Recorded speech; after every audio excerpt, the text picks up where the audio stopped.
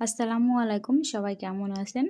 আজকে মজাদার ডিম চপ আর ডাল পুরি নিয়ে আমি আর আরাফাত বসে পড়ছি।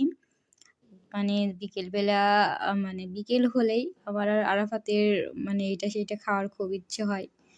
তো কি করব সেইজন্য ডাল পুরি আর ডিম চপ নিয়ে চলে আসছি খাওয়ার জন্য। আমার মনে হয় যে প্রায় মানুষই এই জিনিসগুলা বিকেলবেলা খেতে খুব পছন্দ করে। আর খাইও, আমরা যেমন খাই তেমন। তো আসলেই বিকেল হলেই এইরকম ভাজাপোড়া খাওয়ার একটা আলাদা মানে অ মজা লাগে। মনে হয় যে একটু কিছু ভাজাপোড়া খেলে হতো।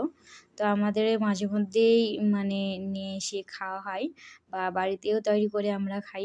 তো আজকে বাসায় তৈরি করি নাই। আজকে বাইরে থেকে নিয়ে আসছি। তো আমার ডাল পুরির চেয়ে ডিম চপটাই বেশি ভালো লাগে। আমি ডিম চপটাই বেশি খাই।